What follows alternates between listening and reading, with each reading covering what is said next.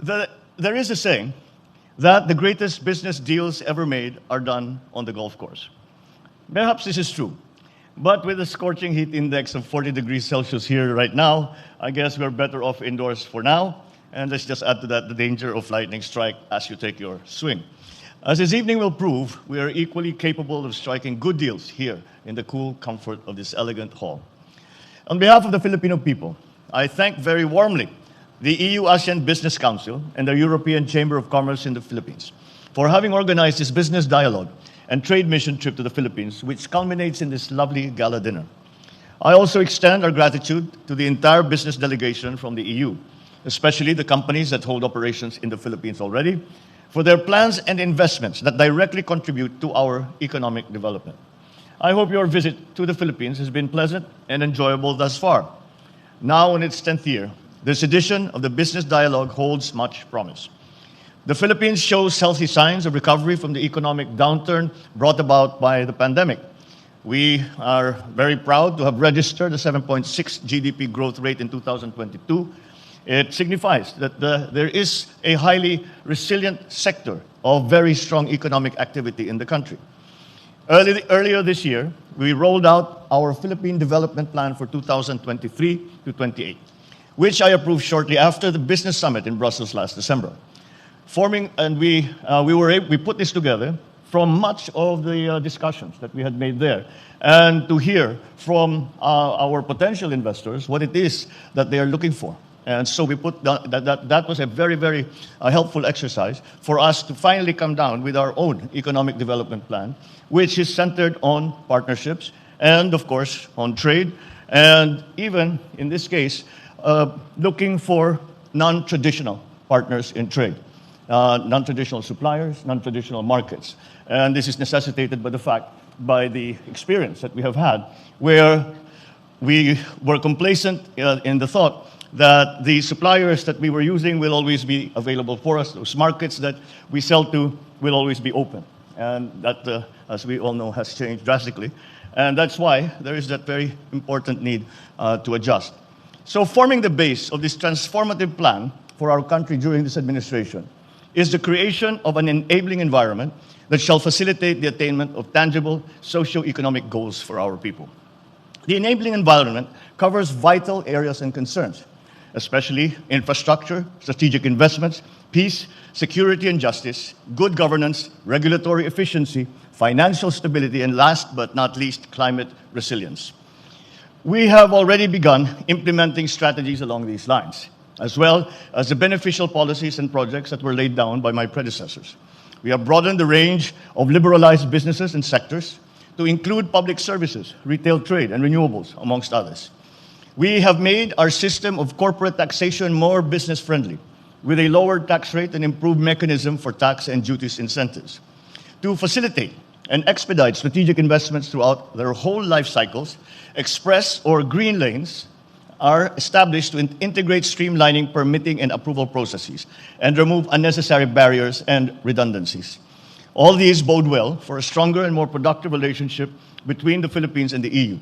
Overall, these enhance the features of the Philippines as an attractive trade and investment destination. If there is one thought that I came away from Brussels with, is that we can feel a discernible shift in terms of attention for trade by Europe to Asia. And that really triggered many of the measures that we had enacted, the changes we have to legislation, the changes that we made to the ease of doing business, the changes that we have, the work that we have done to improve the situation with the power in terms of supply and in terms of cost. And embedded in that power's problem is the shift from renewables, from traditional fossil fuels to renewables. We are not alone in doing all of this, and I know that every country is doing the same thing. But one thing that I came away with as well is that we all think that renewables we do this because it is good for the environment. Well, of course it is, because we have to mitigate and adapt to the effects of climate change. However, as practical businessmen, it has also become a practical problem that we must face in terms of our markets. As I'm sure you have all seen, there is now a very strong trend, especially in Europe and especially in Scandinavia, that all products that are supplied must be shown to have been manufactured by green energy. And so that immediately defines what your market is. And that includes that very important shift from the traditional fossil fuel sourced energy to the renewables that we are all trying to develop. So this solid enabling environment will pave the way for our compliance with vital international obligations as determined by the EU. This condition of compliance will, in turn, guarantee our continued participation in the Generalized System of Preferences Plus scheme. As a result of the GSP Plus, we are optimistic that we shall soon witness a market growth of our MSME sector and our export market in the EU. And also, this will also encourage further foreign investments in our manufacturing sector. With this conducive business atmosphere that we are fostering, I believe that we can all agree that the timing and conditions are now quite ripe for us to solidify the long-standing and historically beneficial trade relations through a bilateral Philippine-EU free trade agreement. A bilateral FTA will be a win-win strategy for both the Philippines and the EU. It promises to achieve mutually beneficial economic goals while maintaining consistency with the EU's core ideals of sustainable development and environment protection, as well as with EU's Indo-Pacific strategy.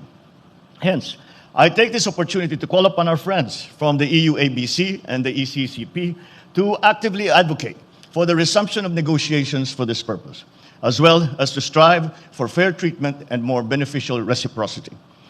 As credible voices of the European business community in the Philippines and the region, the EU ABC and ECCP can help move this thing forward all the way to a favorable conclusion. And if and when that happens, it could very well be the capstone of all efforts to strengthen Philippine and EU relations over the course of the next decades. So, join me as I greet you all once again and welcome you to the Philippines and to once again express my gratitude for interest that you continue to show in the Philippines. So we now have before us so many opportunities. We now have before us so much potential in terms of growth, in terms of expanding the roles of the EU in ASEAN and, of course, in the Philippines. So thank you once again. Magandang gabi po sa inyong lahat at mabuhay po tayong lahat.